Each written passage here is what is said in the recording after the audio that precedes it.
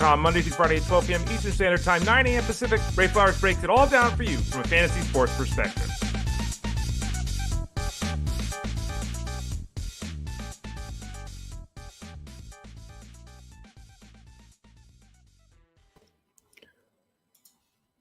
Hey there, everyone. Ray Flowers, fantasyguru.com. Hope you're doing well this morning. I usually come in hot, right? And I talk about the ways to sign up at the site, and I give all my handles and everything like that. I'm going to change it up a little bit today. Not going to change up to the point where we're not talking about the same things necessarily, but change the order up. How about that? Welcome to fantasyguru.com. Fantasy Sports Daily. We're here Monday through Friday. I'm with you Monday, Tuesday, Thursday, Friday, on Wednesdays, and with Jeff Mans on the Elite Sports Show. That's Monday through Friday for Jeff from 2 to 5 p.m. Eastern Standard Time. So you watch this show from about 12 to 1 every day, Monday through Friday, take an hour break, and then listen to his show on Sirius XM from 2 to 5 Eastern Standard Time. What are we talking about today? Well, there you go, folks. We're going to do a little baseball, just a little bit, just to keep it going, just a tad. Not much baseball. We're actually going to spend a lot of time talking about football today. That's why most of you are here anyway. Please tell a friend about the show, spread the word, all that. As you can tell, we passed the 500 show mark, which is a kind of a big deal. So appreciate all of you for that. We're going to talk the fact that the Chiefs fell to 2-3 and the Jaguars improved to 4-1. We'll talk about that Monday Night Football game here in a few minutes. I'll also spend some time talking about the waiver-wire, a bunch of names there. We'll go over some of them, my thoughts, et cetera, et cetera. In about 25, 30 minutes, we'll visit with Armando Marsal. Armando comes on every Tuesday at 12:30 Eastern Standard Time. He jumps on the show, and we talk kind of some storylines. And as you can see there, we're going to talk what's going on with Saquon, Barkley, and Chase Brown. Things going to get any better there? What are we doing with the backfields of the Chargers, the Patriots, the Commanders? Is Steffon Diggs the top 25 wide receiver now after the last 2 weeks? What about Isaac TeSlaa? See somebody that we need to even consider thinking about. Calvin Ridley, big game last week. Is that going to continue? Chris Godwin, slow start in his return. Dallas Goedert scoring touchdowns every game, but not really doing much besides that. We'll talk about all of that with Armando Marsal in a few minutes. You can leave comments, questions, thoughts, all that in 3 spaces.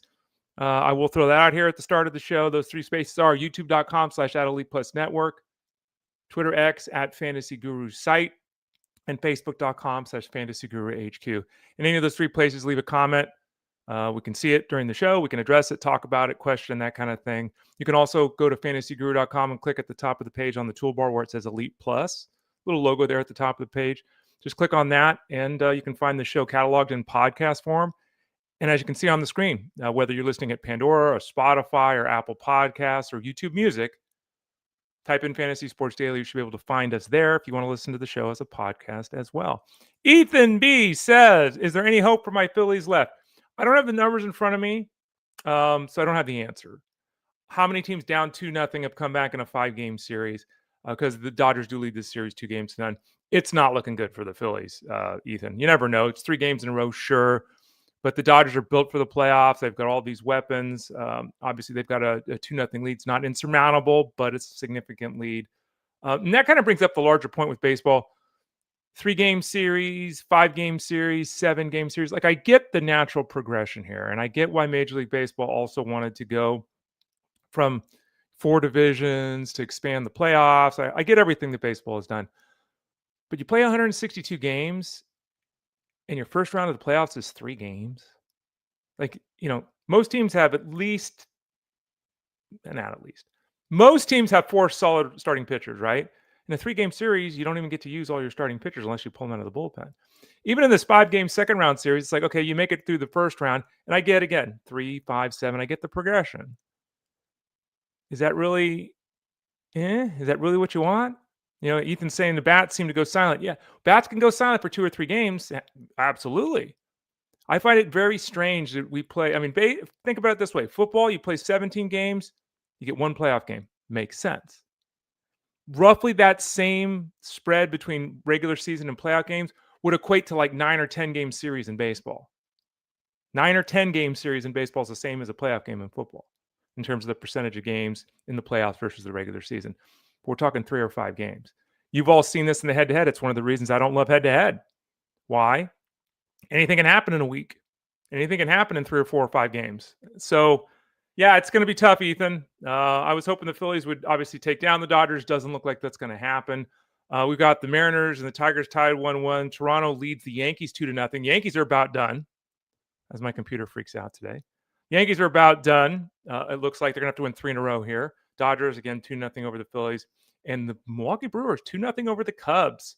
We got a little bit of an update here. Game 3 between the Cubs and the Brewers. Tyone's going to start. Quinn Priester's going to start. Those will be the two guys battling one another.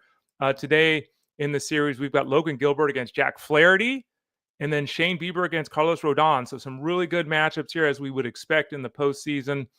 We'll see how it plays out. There's a little bit of baseball, just a little bit, just to wet your whistle, as the kids would say. Now let's talk football. We'll do that the rest of the show. If you have any questions, comments, you can, of course, leave them there on the screen. I don't know why we've talked about this a lot. Sometimes my computer just decides that it wants to show my background. And again, it's not a big deal. Everyone knows, I think, that Trey Sermon's not standing behind me and that I have a green screen up. But sometimes it just shows the whole, I don't know. I still have behind me, actually behind the green screen, I've got my bookcase with all my stuff on it. So maybe one day I'll go back to that. I used to use that as the background. I haven't used it in a long time. But anyway, I don't know why it does that. Anyway, we'll get beyond that. Don't forget to follow me. I'm Ray Flowers at Twitter, X, Instagram, Threads, Blue Sky, all those places at the Ray Flowers. I'm always in the Discord room answering questions, baseball, football, that kind of stuff. Hit me up in there on the show here Monday, Tuesday, Thursday, Friday, and again with Wednesdays over with Jeff Mans for that 3-hour show. So the Chiefs fall to 2-3. See there, you can see my background. You can see the vent where the AC comes out over my head. And there it is. I don't really know I don't know. Not really sure what's happening today. Let's see if I can change it. We'll see. Chiefs fall to 2-3. The Jaguars improved to 4-1. Wow. Patrick Mahomes is still dealing with the less than complete receiving core. Rashee Rice should return. He misses one more game, does Rashee Rice. Should return after that. And when Rice is back on the field, it should be a significant upgrade for this entire offense. And I would really look for him to help stabilize things. Mahomes still threw for 318, 1-1 last night. Still a big game overall, but he made his fantasy value on the ground. This is the third game in 5 that Patrick Mahomes, who can run a little bit, but has never been considered a running quarterback. It's the third time in 5 games he's run for 50 yards and a touchdown. I mean, we're talking some Jalen Hurts, Josh Allen, Lamar Jackson kind of stuff here, which is really surprising. And so though his passing numbers are moderate, the ability to run has been a significant boost to his outlook. And it's, let's pull up the rankings here. Everyone's scoring system is different. I don't know. Yours is this, yours is that. So, who knows? But let's pull it up real quickly here. My Dynasty League, we'll just use that as the baseline. Patrick Mahomes is number 2 scoring quarterback right now behind only Josh Allen. Woo! Woo! And in the Dynasty draft that we're talking about, Patrick Mahomes was my 4th round pick. Yes. Anyway, he's been terrific overall as a fantasy performer. A lot of that is on the ground. Can't expect him to continue to run for 50 yards. Can't expect him to have 8-9 rushing scores this year. That's crazy. So it's going to have to pick things up on the touchdown front through the air. Again, the return of Rashee Rice, I think, will help that. In terms of the pass catchers, Mr. Thornton led the way with 3 catches for 90 yards. Thornton, he's playing half the snaps, and he only had 5 targets. He's that deep play threat. He'll continue to have a deep play role in this offense. Remember, MVS filled this role for the last couple of years too. So he'll continue to fill that role, but he's very tough to trust on a weekly basis, especially with the workload not likely to be any higher than it was last night. Travis Kelce showed up, got a touchdown, 7 catches, 61 yards. Seems about top-end Kelce right now, what we saw last night, but he's always involved around the goal line. He can catch 5 passes a week. So, not a star, but he's absolutely someone you can start every week at tight end. Marquise Brown, 4 for 48, basically what we've come to expect. James Worthy, I think 7 games in a row now. If we remove the game he got hurt in week 1, I think he's caught 5 passes in 7 straight games. Now, he doesn't have 100 yards in that time, so it's not always big efforts, but Worthy consistently gives you 10, 12 points. Had another carry last night. So that's kind of the pass-catching crew. Now, in terms of the rushing crew, 2 rushing scores for Kareem Hunt. He and Pacheco, over the course of the season through those 5 games, are both averaging like 9.8 touches a week. It's like 49 touches and 48 touches. They're basically splitting this thing right down the middle. Brashad Smith is continuing to be the most explosive back in this backfield. It's not even close. The numbers say it. The eyeballs say it. But we saw it again with Smith last night. Though he had 4 touches and averaged 9 yards a touch, he was barely on the field. He played single-digit snaps. So Brashard Smith continues to be a hold. He continues to be a stash. He continues to be somebody that we can look at in the future. But yeah, he's not somebody we can be starting, obviously, while this team continues to plot away with Pacheco and Hunt. On the other side of things, the Jaguars, again, won this game, moved to 4-1. They won 31-28. It is very, very, very rare for the Chiefs to lose a game in the last 2 minutes. That's what happened yesterday. Usually it's the Chiefs winning the game in the last 2 minutes, right? For those of you that didn't see the game, the whole situation with Trevor Lawrence is wild. He threw an interception last night. He tried early in the game to reach across the goal line for a touchdown. The ball got knocked out of his hands, literally 3 inches short of a touchdown for a turnover. He had 2 rushing touchdowns, including the one that Angelo's talking about there. The winning touchdown for Lawrence, he got stepped on by his lineman. He fell over. He did a barrel roll like he was in the Marines, jumped up and ran and dove into the end zone. So somehow had 2 rushing touchdowns, somehow got in the end zone when his lineman stepped on him, threw yet another pick. He's only thrown for 225 yards one time. He has not been a very good quarterback. In fact, let's look at his fantasy numbers. Go pull back. Trevor Lawrence is right now quarterback 15. So, but they won the game last night, and he scored 3 touchdowns. So if you played Trevor Lawrence, you got your payoff there. It was a very, very strange game for him. Travis Etienne had 15 touches, about where we're seeing him sit. Though unfortunately, only 12 of them were carries. That is actually a season low. Didn't get in the end zone, didn't do much. Neither team ran the ball very effectively last night. Tootin, much like Smith, is a stash and hold. This is an offense that's doing a pretty good job of moving the football, putting up points.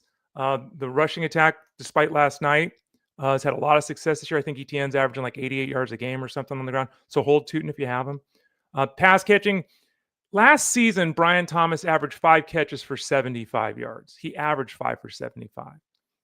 Yesterday was the first time he got there in the yardage count. He had 4 catches for 80 yards. He's gone from like 5 catches to 3. He's gone from 75 yards to like 50. Like, he continues to be for a healthy player, a huge disappointment. Things slowly getting better here with Brian Thomas, but I mean, Brian Thomas was drafted almost every league to be a wide receiver 1. He's looking like a wide receiver 3. That's just the facts. It's just the way it's playing out. He and Trevor Lawrence, Travis Hunter had his biggest game, 3 catches for 64 yards.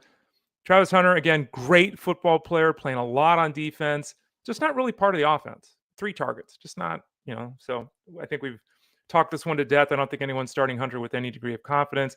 Parker Washington has 2 catches in 2 weeks now. Did score a touchdown last night, not part of the offense. Brenton Strange hurt his hip. That's a big scenario we have to keep an eye on. He only had 1 catch for the 22 yards. Hunter Long would be the guy that would step up like he did last night. But as we saw last night, Hunter Long, 1 target, not going to be part of the offense as Strange is out. Strange has 6 catches each of his last 2 healthy games. So that would be a significant loss to this offense. We'll have to continue to watch that. So that's kind of a rundown of what happened last night as the Jaguars moved to 4-1. Stranger things have happened, but that is a strange, strange thing. Before we talk some NFL waiver wire and then visit with Armando and Marsal, I wanted to address a couple of comments that came up in the last, 12 hours or whatever it is at fantasyguru.com. And I'm going to say this nicely. Everyone has to do their own research, number one. And everyone also, hopefully, which I question a lot because I look at these questions, hopefully has to learn the basics here. I am not going to be right on players on a weekly basis or a seasonal basis all the time. Never going to happen. Jeff Mans isn't going to be right. Armando Marsal is not going to be right. That's just how it is, okay? But what we try to teach you here on the show, over on SiriusXM and at fantasyguru.com, we try to teach you the right way to play this game of fantasy football. And no matter how many times I talk about it, no matter how many times we discuss it, no matter how many times I write it, people just aren't getting it. I got a question. Should I pick up Vidal or Haskins and drop Woody Marks? Again, for those people that have missed it, and a lot of people, there's people in Discord that I point out we have a morning show. They don't even know we're doing this, even though there's been 500 shows, even though I always post it on my Twitter account every day, even though Fantasy Guru posted on their Twitter account every day, and even though I post it in Discord every day. Okay? We have a show here. 500 plus episodes. We're on every day, Monday through Friday. Episode 499, if you haven't seen it yet, go back and watch/listen to it. Episode 499, 11 minutes in, talks about handling the backfield. Should I pick up Pandora Haskins and drop Woody Marks? Next question. What are we doing with Jaden Blue and Caleb Johnson? Are we still holding both or cutting? Folks, I'm trying to help. You're not letting me help. Some of you just aren't getting it, you're not listening. Okay. The roulette wheel game of backup running backs does not work. Guessing as to which backup running back is going to be behind a player that gets hurt is not a strategy. Okay, go back and listen to episode 499 again at the 11-minute mark on.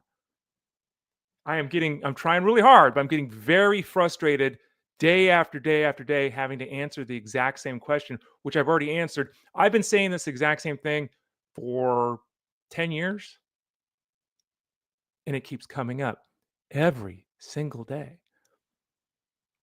But Dalton Haskins, by the way, we talked about it yesterday on the show. So if you want my take on that, you can listen to the show yesterday. And we'll also get the take of Armando Marsal here in a few minutes.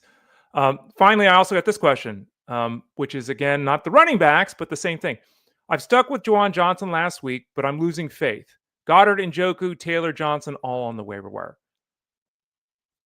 Everyone, you got to plant your flag somewhere. Okay? What happens, and Jeff Mans has been saying this a lot the last week because I think he's starting to understand the frustration that some of you have and the frustration that we have on the other side. And I'll say this with all sincerity and truthfulness, and I've said this repeatedly. There is no difference between tight end 11 and 12.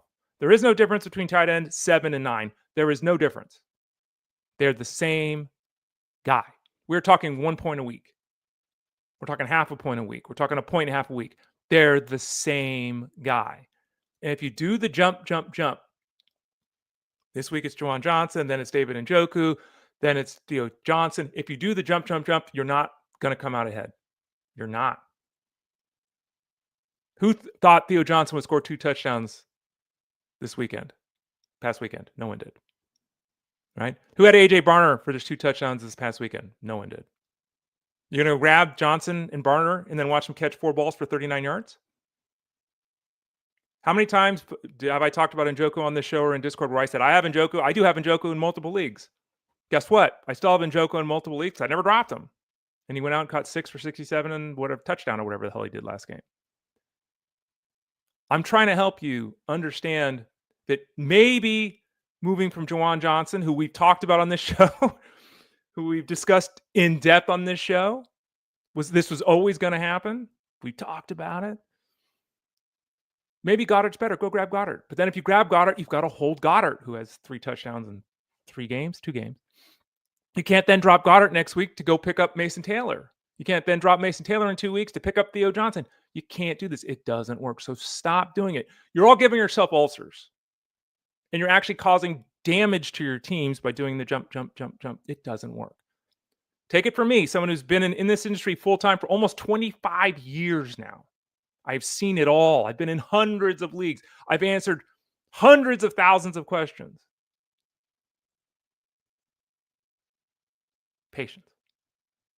Here's a question from Ethan.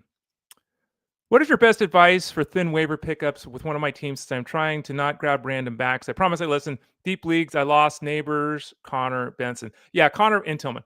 The Neighbors thing is crushing. The only way to replace that is to do a trade, right? There's no way you can go to the waiver wire and find first-round production. Might be able to not do a trade and find first-round production. The Connor Benson thing, I had that happen to me in the Sirius XM Host League. It just blows. I mean, it just blows. I mean, what are you going to do? You did the right thing. You handcuffed. Here we go. Best advice for waiver pickups. You're not really asking a question, Ethan, here, so I can't really answer it. But you gotta plug gaps. I mean, you gotta, as I said in that, I would encourage you, if you're talking specifically about the backfield, if you didn't see it, episode 499 at that 11-minute mark, I spent minutes talking about how I would handle running back situation. We talked about this last week. I have a league where I lost Benson myself. This is the FSGA league. I put bids on DeMarcado and Michael Carter. I got tripled. My bid on DeMarcado was tripled. I put 8% of my budget on DeMarcado, someone went 25, put 8% of my budget on Carter, got Carter. So, you got to be smart about this. But when the truth of the matter is, when you lose your running back 2 and you lose your wide receiver 1, it's your first round pick, it's tough. It's going to take battling, it's going to take grinding, and it's going to take attention to detail to overcome that successfully in 2025. Let's look at the waiver wire a little bit. Kendre Miller, I said this the other day, and I'll repeat it here with Kendre Miller. Unless the Saints trade Alvin Kamara, which I don't think they're going to do. Unless they trade him, Kendre Miller is not usable. Everyone's all excited about Kendre Miller, and they should be. He's healthy now. He's running the ball well. He's being effective. He's certainly been a better running back than Alvin Kamara. But as I said on Monday, and I'll repeat today, he's not usable in fantasy. He's not going to catch passes. He's going to touch the ball 10 times for 48 yards. He's not usable. Unless he gets the random touchdown, which the Saints don't score a lot of, and you can't predict a backup running back getting a touchdown. Having Kendre Miller is great. Utilizing him, you can't. He's not a usable fantasy piece, even with injuries and bye weeks. If you're doing it, all you're doing is sticking 6 points in your lineup, which is, hey man, if it's 6 is better than 0. But you got to understand, a guy like Kendre Miller is only valuable, really valuable, if Kamara gets hurt or traded. Brian Robinson.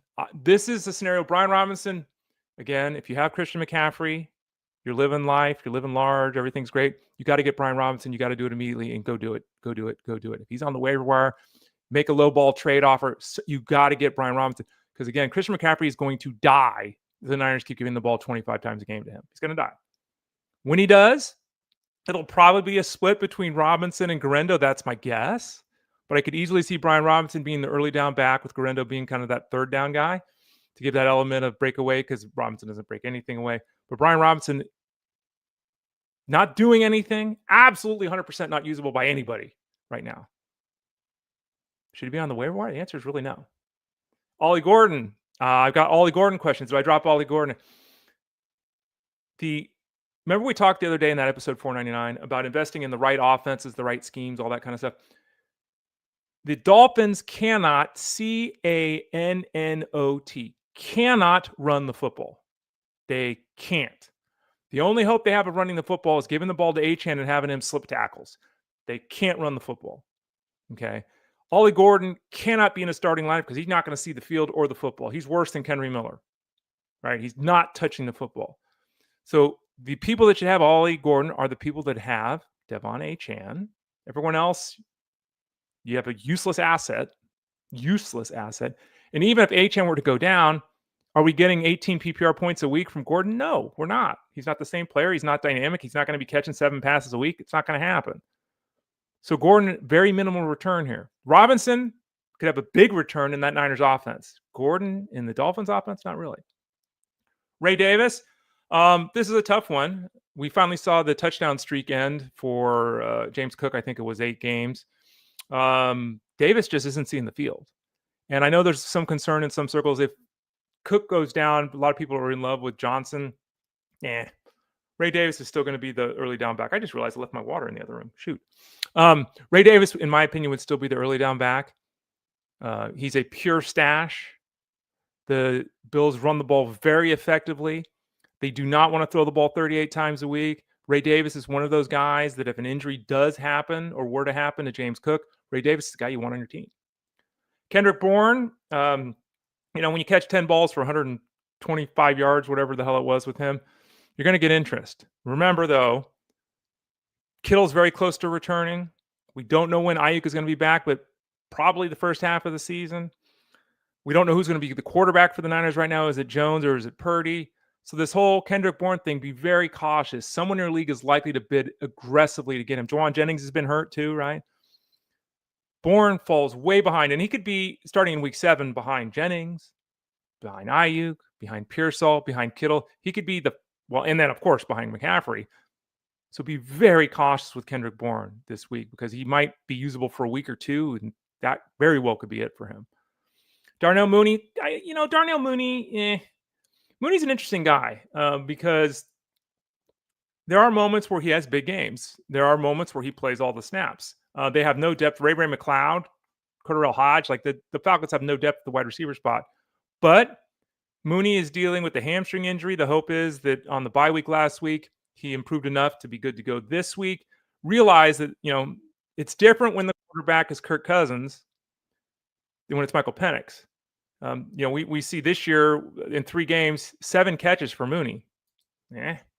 He didn't do anything. Last year with Cousins, we see big games, 6 catches, 5 catches, 5 catches, 4 catches, 5, 9, 8. Haven't seen that with these 2 guys. So an injured player, a easily 3rd option in the passing attack, if not 4th, behind London, behind Pitts and Bijan. To me, Mooney's really hit or miss. He's just not the type of player that I'm going to be aggressively adding. If you have to this week because of buys, injuries, okay. Aggressively, not really. Mason Taylor, there's a question about Mason Taylor that was in the Discord. Excuse me. We talked about Mason Taylor last week. I think he's got 19 targets in 2 games. He's got 5 or 6 passes each of the last 2 weeks. He's absolutely worth an ad. Sure. Is he going to be getting 12 targets a week? No. If 5 for 60 excites you, and for some it does at the tight end spot, let's be realistic. Sure. The question is really what the price is, because again, you're talking about a New York player, and you're talking about a guy who just had his best game of his career. Is he a usable tight end 1 the rest of the way? I think we can make that argument and positively. So yes, I can say that. But again, he falls into that mix of the Goedert and Njoku, Hunter Henry, he's one of these guys. It's like they're all kind of the same. You got to pick somebody and stick. David Njoku, I talked about. David Njoku, who started way behind Fannin. Fannin was going to take over, and everyone's dropping Njoku. Has many targets as Fannin now. Has many catches as Fannin now. He's, last week, Gabriel locked on to Njoku. He saw more targets than Fannin. He had more catches than Fannin. He had more yards than Fannin. I'm still a David Njoku guy, and with the style of offense they're going to have to run in Cleveland with Dylan Gabriel under center, we're still looking at 10 points a week from David Njoku in a PPR setup. Taysom Hill's not a tight end. He's a good football player, but he's not a tight end. He should be listed either as quarterback or as a flex option. That's it. We talked about this yesterday. I blew my stack. He's a fake tight end, absolutely fake. I'm never going to be excited about Taysom Hill. If you're going to tell me, hey, Ray, Taysom Hill or Noah Fant, all right, we're going Taysom Hill. If you're going to tell me a real tight end, like Travis Kelce or Taysom Hill, I'm saying Travis Kelce every time. So you can add Hill if you want, but that's on you. I'm not going to be telling people to be starting Taysom Hill. He's a joke. He's just a joke. Finally, AJ Barner. Barner's really interesting because the Seahawks go out and draft Elijah Arroyo, who, they took him in the 2nd round, 50th overall. And Arroyo is a really good tight end prospect. Lots to like there. And here's AJ Barner, who was a 4th round pick last year and, caught 30 passes last year, 4 touchdowns, whatever. He's part of the offense, kind of. Through 5 games this year, he's averaging 3 catches a game, which is, 50% higher than he was averaging last year. He already has matched his 4 touchdowns from last season. He scored 2 yesterday. He's got 3 in 2 games. He's got 4 in 4 games. What do we do with AJ Barner? Well, you look at his route participation here, his target share, 11%, 13%, 10%, 18%, 18%. He's not, his target share is really very moderate. Could he continue to be utilized around the goal line? He could. Obviously Cooper Kupp runs slants, but he's not a touchdown maker. JSN's limited physically in size too. But if you look at Barner, that game last weekend when he had 7, 53, and 2, it's the first game with more than 3 catches. And in fact, the first 4 games he played this season, 7 catches. He had 7 catches the other day. That was a game where, we had 4 touchdowns, 340 yards from Darnell. That's not going to be the norm either for Seattle. So be very cautious with Barner. Barner, to me, is behind the other group of tight ends we've been talking about. He's really tight end, touchdown or bust, He's behind Goedert and Njoku, Mason Taylor. Be very cautious with Mr. Barner if you're looking to go to the waiver wire. I'm Ray Flowers of FantasyGuru.com on Tuesday, Wednesday, Thursday, Friday, as we continue to have tech problems. On those days, we have guests on, the experts from FantasyGuru.com. And on Tuesdays, that guest is Armando Marsal. You can find him at FG all the time in Discord, writing articles on the live stream often on Tuesday nights, tonight, 7 o'clock Eastern Standard Time. He's often on SiriusXM as a guest host, as a guest, I guess is the best way to say it, guest host. Guest. He's here with us every Tuesday at 12:30 Eastern Standard Time. He does the Mine and Marsal podcast. Go to fantasyguru.com, and at the top of the page where you click that Elite Plus tab to find this show. You can also find his show catalog there. So real easy. One spot, this show, his show, boom, all taken care of. He's Armando Marsal of fantasyguru.com. Let's bring him in. Hey, Armando, how you doing? I'm doing good, Ray. How about yourself? Doing good. Trying to stay calm. Trying not to get too angry at the repetition. I know we're all kind of dealing with it. So try to lay the ground rules out. And, I think a lot of people were at that point of the season where if you're 1-4, like you're desperate. If you're 5-0, you don't care. Do you find this style of questions the last week or so changing at all holistically, or has it basically been kind of the same people asking you? No, I feel like it's pretty consistent with the same questions. I feel like, there's a lot of active people. Like there's a lot of people that like trading, a lot of people that like adding, dropping and stuff like that. And there are people, like you said, like they're just kind of coasting through the season, whether they're 5-0, 4-1, 3-2, and they're just kind of, trusting the process and kind of going through the process of it. And not, moving pieces. You mentioned, I heard you talking a little bit, and you mentioned, there's Mason Taylor, popped up. And if you want to go get that, but there's a lot of guys in that same bucket, right? So like, just you pick one of that bucket and you don't have to be swapping every week because it will lead to mistakes, right? Because there's going to be 1 week where they have good weeks and other weeks where these kind of tight ends don't have good weeks. We've seen it with Hunter Henry a couple times this season where there's big weeks and bad weeks. We've seen it with Mark Andrews. We've seen it with all these kind of tight ends here. Right. Even when I've had down seasons or, whatever, I don't think I've ever streamed tight end. Like, I don't think I've ever, week 6, then week 8, then week 10, then week 12, then week 13. Like, I don't think I've ever done that ever in my entire life. I don't think I've ever done it with the quarterback position. Some people, I don't know if they enjoy doing it or they think they're gaining an edge, but all I can say is my experience has been I've never done it. Have you ever done it? No, I really don't. I usually stick to my guy. The only position I do that with is defense. And even then, most of my leagues don't have. In fact, none of my leagues have defenses anymore. I've removed them from the ones I've been commissioner. So I don't like the position. But what I used to do is I used to pick one defense, Ray, and I would roll with that defense. Like if it was a solid defense, I would just roll with that defense. Now, if had terrible defense, and I'll just play matchups or whatnot. But even then, just like the kickers, I don't overthink those positions. Like they're just volatile. Stick to what you got because there's going to be good weeks, there's going to be bad weeks, and if you try to play that guessing game, you're going to miss out on a lot of potential big games out of those players you had on your roster to chase last week or the week before performances.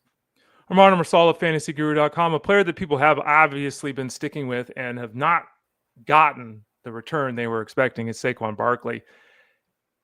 I mean, Barkley's not, and I say this with all truthfulness, he's not even half of who he was last year right now. Not even half. Point production, rushing yard, not even half. And last week, I know they're on a short week this week, but 6 carries last week. Like the Eagles offense for a team that's 4-1 is a mess. It's an absolute mess. They're still somehow scoring 30 points, still winning games. Barkley, there's nothing you can do with Barkley. If you drafted him, there you go. You're playing him every week, all that. Is it going to get better for Barkley moving forward? And if it is going to get better, how much are we getting back from what we saw last year? Because again, right now he's not even half the player he was last year. No, he hasn't even cracked the top 5 at the running back position once this season. The best he's finished in a single week is running back 7 in PPR scoring. I think this was expected, right? Where he had a big year last year. He had a ton of opportunities, a ton of touches. This is a team that made a deep postseason run. They won the Super Bowl, right? Like, so this is a team and they utilized him a lot. So the fact that he's, not the same guy who was last season is not surprising. He had a lot of carries. This past weekend, he played, I believe it was 72% of the offensive snaps or 73% of the offensive snaps. And the first 4 weeks, he was averaging over 80% of the offensive snaps. So maybe, we saw less this week because they had a short week and they were planning for it. But I just think if you're a Barkley owner, you're going to start them each and every week. There's no question about that. You just got to, understand that you're probably not going to get many top 3 finishes throughout the regular season at the running back position from Barkley as you did last year, even top 1 finishes. So he's going to be a top 12 running back most weeks, absolutely, but he's not going to be that leading scorer each and every week or a high percentage of the week like he was last year, where he was just completely, setting the world on fire with his production. Armando Marsal of fantasyguru.com, Armando_Marsal on Twitter X. Chase Brown, let's talk about him, another running back that people drafted highly. And a lot of things have gone wrong, obviously, in Cincinnati. But this is terrible. I mean, he's averaging like 17 touches and 50 yards. Like, he's doing nothing. He's playing all the snaps. This last weekend, P. Ryan had like 4 or 5 touches. First time anyone even touched the ball. I mean, he's basically 90% of the touches and 90% of the snaps for this team. And you and I have talked about this directly this season even. When a running back is out there 85% of the time with 85% of the touches, you got to start him. I mean, come on. People that have started him have gotten absolutely nothing. His PPR totals 13, 8, 6, 10, 12. Is it going to get any better, or is this just it? Is he just a flex option at this point? I'm going to treat him as a flex option moving forward, right? Like a low-end RB2 flex option, depending on the bye weeks, how many teams are on bye, depending on we're seeing injuries pile up too as well at the running back position with Hampton out as well now. So look, low-end RB2, flex play, volume guy. He's still kind of getting it done in PPR settings, like you mentioned. Some of those, obviously, those are not the numbers you drafted him for. I mean, look at these numbers, Ray. You got 2, 2.9, 0.3, 4, and 3.4. Those are yards per carry on a week-to-week basis. Yeah, that's really bad. That's really bad. It's not fair. They're stacking It's easy to stack the box here with given the issues here at the quarterback position. So they've also drawn a very tough schedule right early on in the season. They faced a lot of good defenses, quality defenses. So volume-based running back for me, flex, low-end RB2. But am I comfortable starting him? Am I happy starting him each every week? No. But you got to continue starting him because of the opportunities here. The Chargers yesterday, we talked about this scenario on the show. When we did the show, though, we didn't have the news that Omari Hampton, what was going on with his ankle. I don't think we still really know what's going on, but we do know he's going on the IR. So we know he's going to miss at least 4 weeks. Not really sure if that's going to be 6, 8. We don't really know, but it's at least 4 weeks. So now we're in another scenario, just like the Cardinals, where we've lost running back 1, we've lost running back 2. We're now into practice squad kind of guys, right? What are your thoughts on this backfield? It's a great matchup this week. We just saw Rico Dowdle run for 200 yards against this Dolphins team. Haskins and Vidal are the names. Go. Look, so I think that there's going to be some form of committee here. I'm not going to say and comfortably say that one of these running backs is going to run away with all of the opportunities here. I could see 50-50. I could see 60-40. And then, when this injury occurred later in the game, it's just very difficult to gauge on how the usage was last game, right? We can't really go too much off that. One thing I did notice is that when they were in the red zone, they were utilizing Vidal. To me, that stands out a little bit because they're in that part of the field and they're going to lean on him in that part of the field. That's going to increase the touchdown upside. But I'm not going to break the bank on any of these guys when it comes to fab. I'm not going to go and overbid because I do think you're going to be playing at somewhat of a guessing game. You can plant your flag on one of these guys if you want and say, this is my guy. I'm going out there and I'm going to place a little bit of a bid on Haskins. I'm going to be a little bit more aggressive on Vidal. That's how I'm doing it in my waivers, but I'm not going to be over aggressive on either of these two guys. I'm not going to go and bid 10% or anything like that. I'm going to be, within that 5-7% in a running back needy team, that is, and a deeper format as well. So that's kind of how I'm treating it, Ray. But I do think we could see some form of committee where, maybe Haskins takes on that early down role early on. And Vidal gets, the goal line stuff and the short yard stuff, things like that. So, but I'm not comfortable with any of these guys going into this week. And it is a great matchup, like you mentioned. We just saw Dowdle run for over 200 yards against Miami. So I would love to start with these guys, but I'm not doing so comfortably. That's for sure.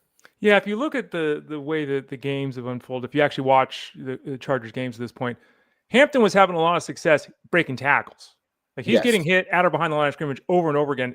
And I don't know if Vidal or Hassan Haskins can do that, right? Remember, all-world Rashawn Slater's done for the season with injury. Joe Alt is questionable this week. Mekhi Becton is questionable this week. Washington's on the injured reserve. Their offensive line is not healthy. They lost someone else this week. I think it was Pipkins, right? Yeah, he was dealing with an injury too. Correct. Yeah, Yes. yeah, So it's like, he was. Yeah, Trey Pickens was out too. yeah. So they So have it's three like, guys. Yeah. it's be very, very cautious with your bidding would be my estimation or guesstimation. Again, I said it yesterday. I'll say it again. Be very cautious with your bidding here. And despite what we saw last week against the Dolphins, starting either one of these guys this week, good luck. I mean, that's just not a place you want to be. Armando, let's talk about two more running back scenarios before we move to the wide receiver spot. Patriots, fortunately for us, unfortunately for him, Antonio Gibson is done for the year with the ACL tear. So now it looks like we've got two running backs here. The number one thing in football, I mean, we can be very basic and simple about this.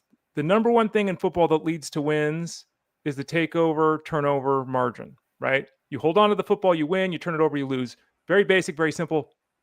Also a lot of truth to it. Ramondre Stevenson is the worst fumbleitis running back in football.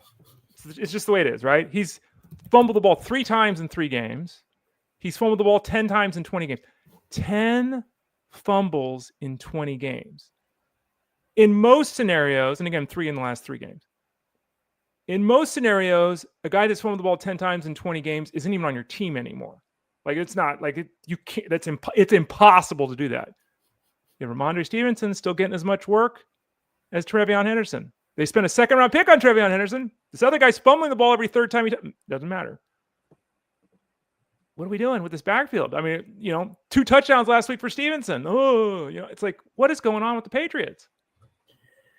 I think so. I think with Gibson now, I think we're going to see Henderson more involved. I still think they're going to lean on Stevenson. We saw it this past week, right? Like, he fumbled and then he scored 2 touchdowns. Like, it's insane. His stat line was insane, by the way.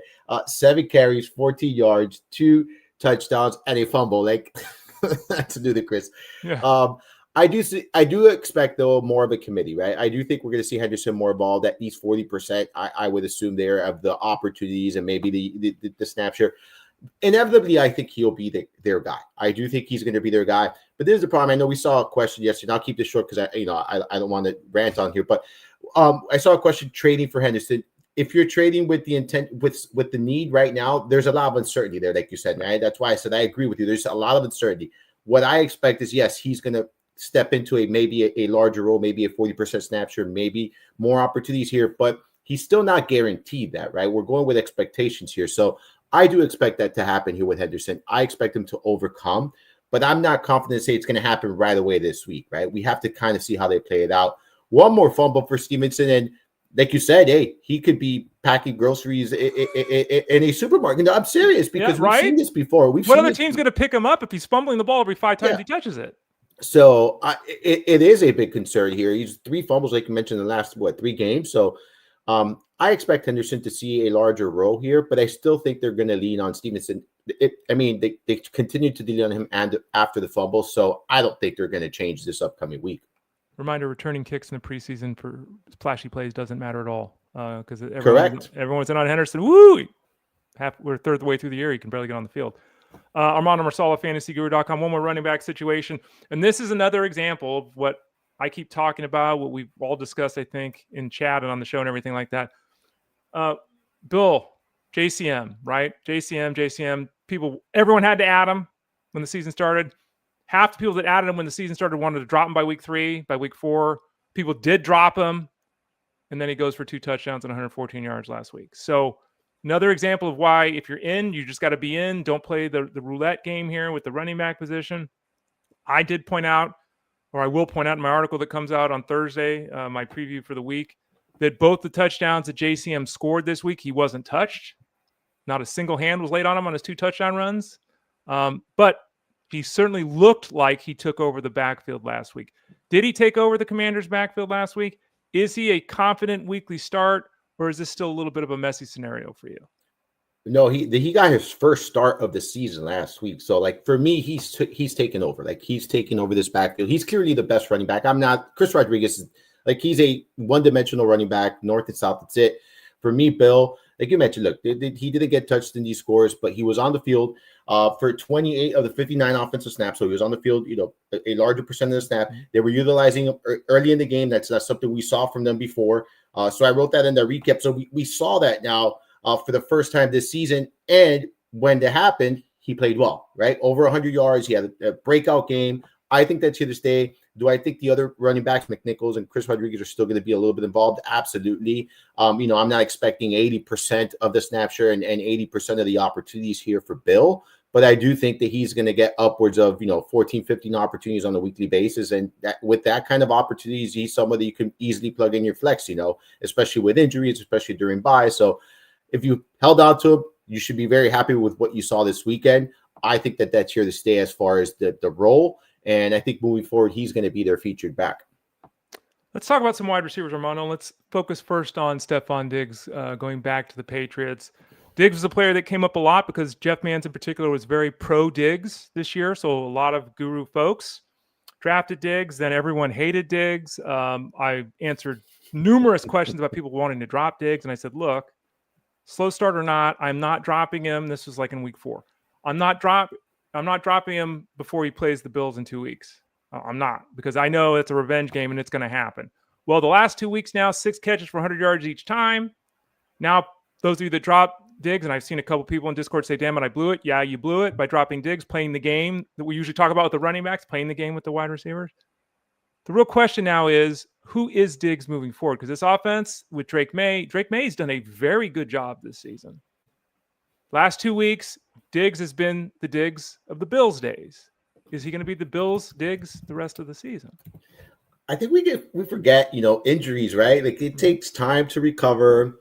You're on a new offense, new system, new quarterback, all of these new things going on for Steffon Diggs. And it only took what? It only took 4 months or 4 months, 4 weeks to get going. Like we have to be a little patient sometimes. And that's what I agree. I saw a lot of questions with Diggs. And, in leagues where people had shallow benches, sure, I understood it. And I told them when I understand the shallow benches situations, but he's someone I'm holding. Like he's someone I wanted to hold over the last 2 weeks, over a 40% target share, continue like playing very well, had some spectacular catches against the Bills. I think that this kind of production is here to stay, and maybe not 100 receiving yards each and every week, right? But I'm talking about consistent production and somebody you can plug and play in your fantasy lineups, especially in PPR settings, and you're going to get production from him. He's looking better. He's looking healthier.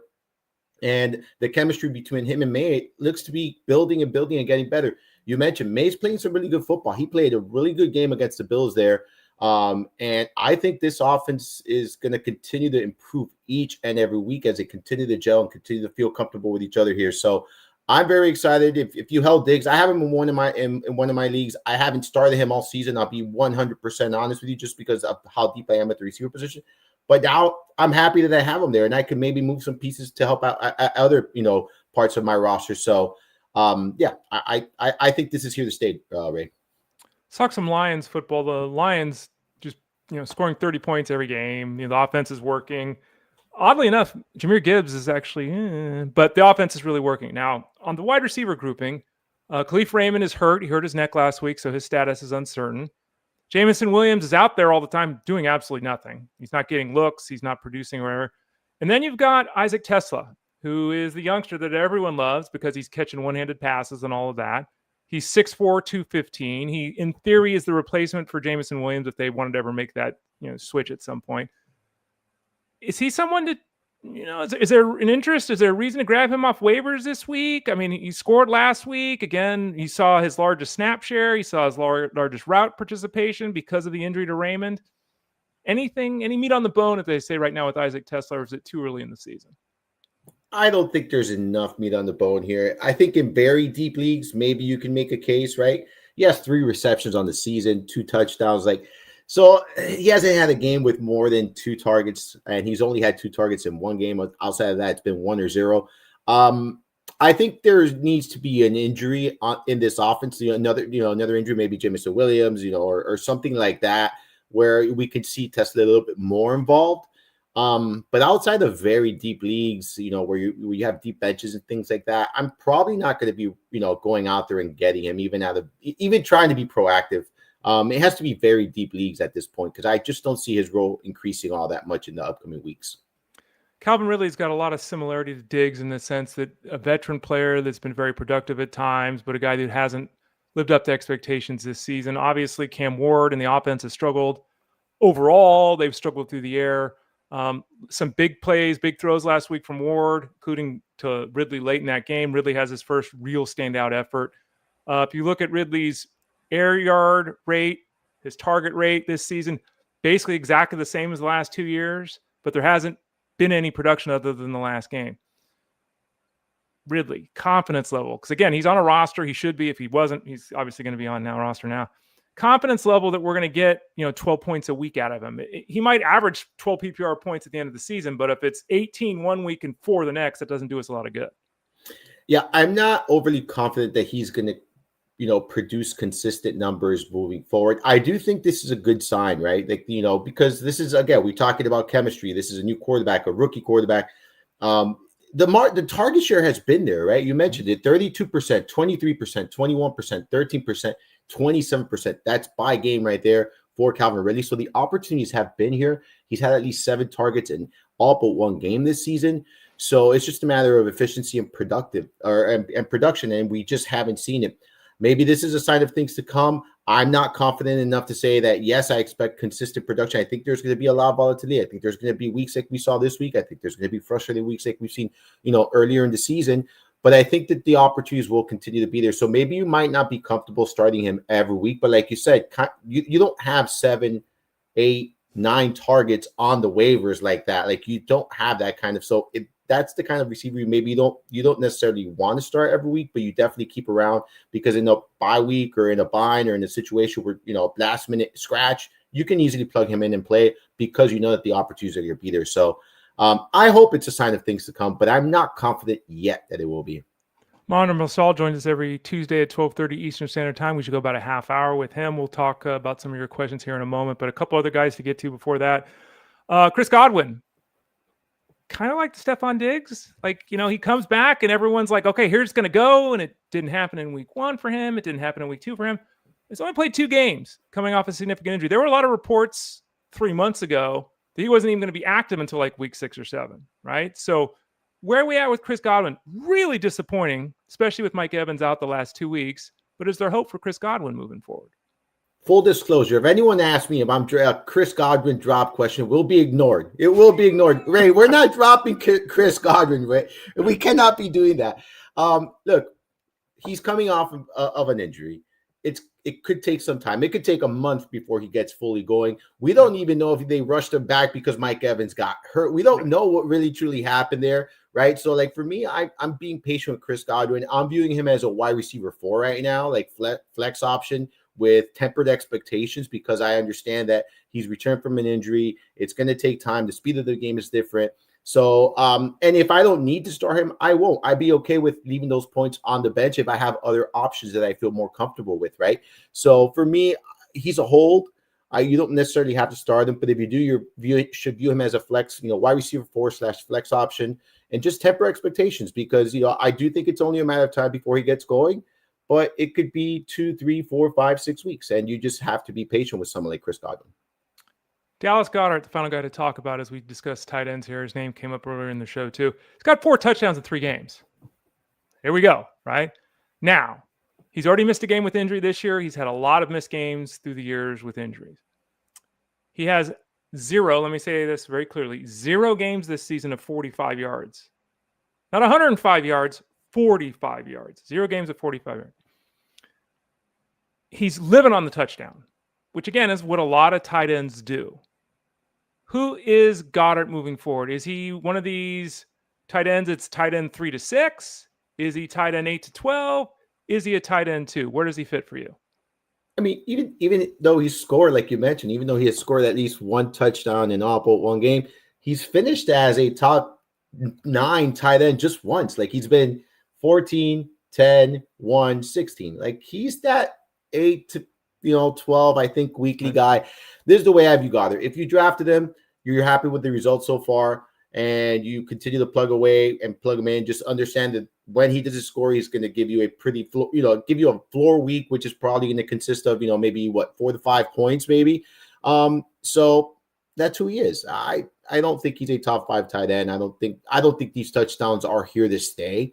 if I'm not mistaken, going into last week, he only had like a 25% target share in the red zone. So like there were other guys ahead of him in the red zone, and we know that they run the football there. So touchdown reliant, tight end, like a Mark Andrews kind of tight end, where there's going to be some big weeks. He's been able to put them in together consistently.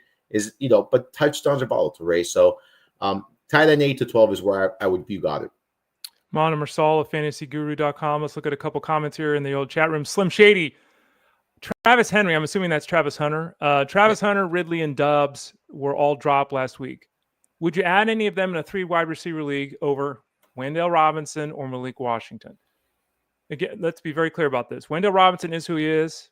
Armando and I have had this discussion on this show with you all. I've had this discussion with you all. He's going to score, and I've said it all along, even when he had the huge game. He's 8 or 10 points a week. That's it. That's just what he is. So if you added him, that's what he is. And guess what? That's who he's been, other than the one game. Malik Washington, I go and I'm all excited. I got Malik Washington in my 14-team league. I got injuries at the wide receiver spot. Throw him in there. I'm in a PPR league. He had 4 points. Caught 4 passes. Can you believe that he caught 4 passes? And if you're in a non-PPR league, he gave you 0 points? Like, is that ever, I'm not. So I don't know why. They want to get the ball out of Tua Tagovailoa's hands quickly, but I don't know why they can't throw a ball to Malik Washington more than 8 feet in front of the line of scrimmage. I don't know why they can't do that. So are we making any moves here? Ridley, we just talked about. Dobbs scored 3 touchdowns the last time, but now we're potentially getting Chris Watson back, which makes it even more complicated with the Packers. Travis Hunter had a season best effort last night, but he's not really part of the offense, really. We making any moves there, adding any of those 3 and dropping either Robinson or Washington? I would probably drop Malik Washington for Ridley here. In the trending article, I have Washington as a hold because I agree with you. His role didn't change all that much this past weekend, but the 5 targets were tying for his season high, right? So there was more opportunities, even though he played about the same amount of snaps. I think they're going to incorporate him a little bit more moving forward, but it's tough to ignore Ridley's target share right now, right? Even though the production is not there. So I'd rather have someone who's getting, upwards of 7 targets per game on my bench versus Malik Washington, where right now his role is 4 to 6 targets based on what we've seen, So I'm going to drop Washington and add Ridley here. By the way, Christian Watson, they opened his 21-day window. So in theory, he could play this week. They could also wait multiple weeks with him. I already got a question about him in Discord. I'm like, Christian Watson's career is like 4 games. Like his entire career is literally like 4 games. They drafted his replacement in Matthew Golden.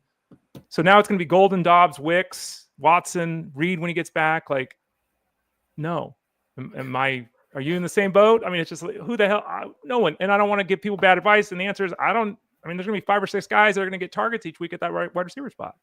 Yeah, the only one I really feel comfortable with, and not comfortable with in the sense I want to start him every week, but if I need to in a bind, it would be Dobbs, just because I feel like he's the one that they lean on in some key situations, the red zone, things like that. So, but it's not comfortable. I have to start him in our CBS league this week because I have no one else. Right.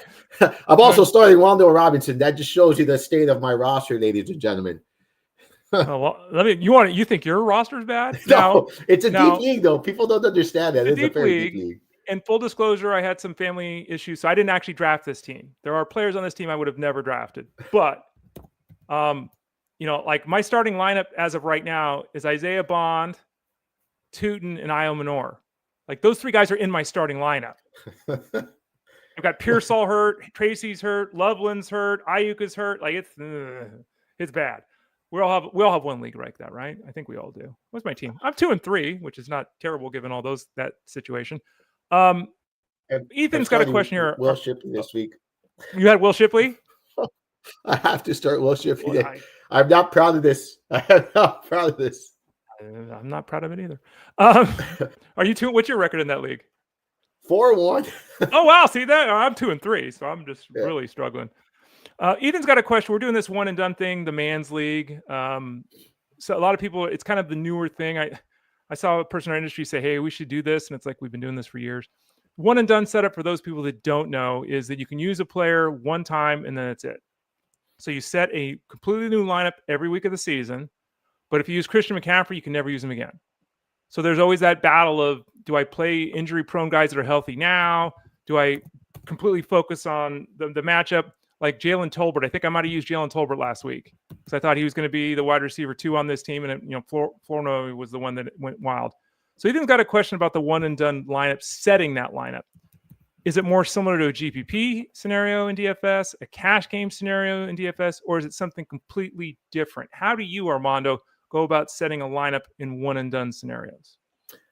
I think it's very different because in DFS, you could use that player every week if you wanted to. So for me, you have to be very mindful of the players you're using when you use them.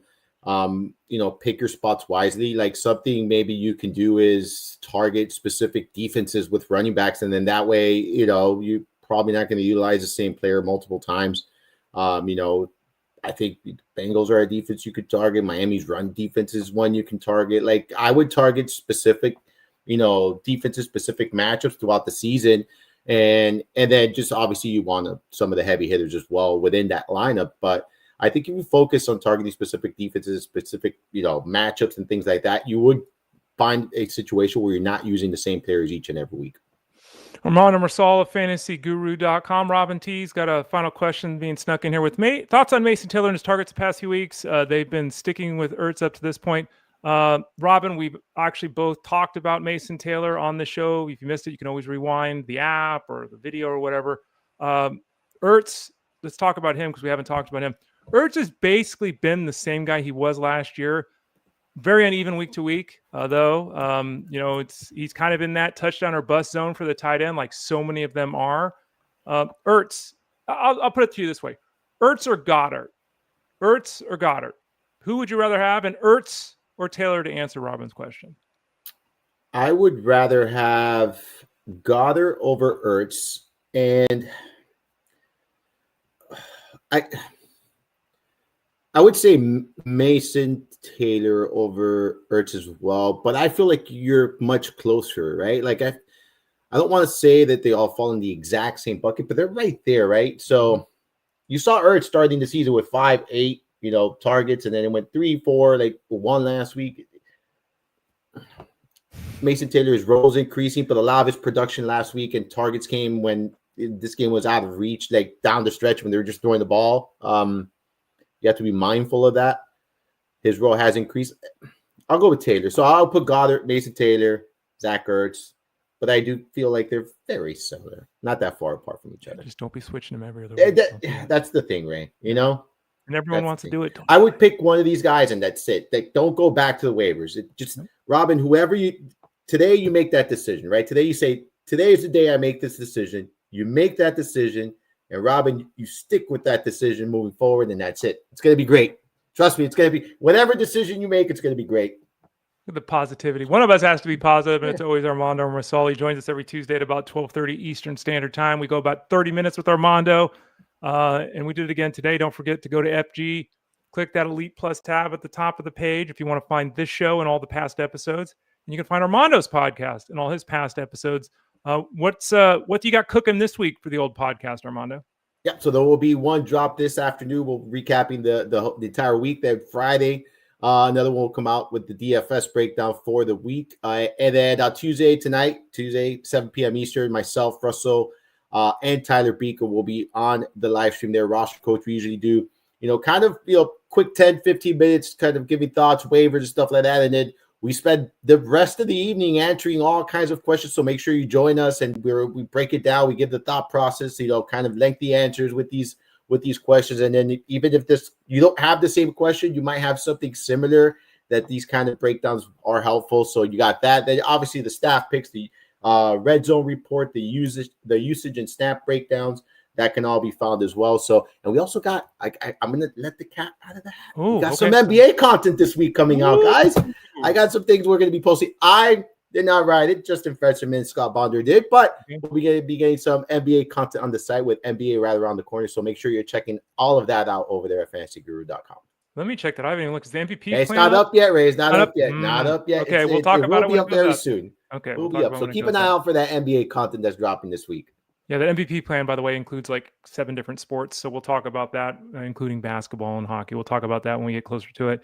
Armando, we'll visit with you in a week. It sounds like you've got a busy week this week. Good luck with everything you're doing. And we'll talk to you on Tuesday at 12:30 next week. Yes, sir. So much. Thank you so much for having me on. You got it. He's Armando Marsal. I'm Ray Flowers. We'll be back tomorrow at 12 o'clock Eastern Standard Time. Justin Fensterman and Rich Mileto here on the show. I'll be over on Sirius XM with Jeff Mans from 2 to 5 p.m. Eastern Standard Time. Click that subscribe tab in the top right corner. Send an email to support@fantasyguru.com if you got any questions. Get signed up with the largest active community in fantasy sports over at fantasyguru.com. For Armando, I'm Ray. It's been Fantasy Sports Daily, powered by fantasyguru.com.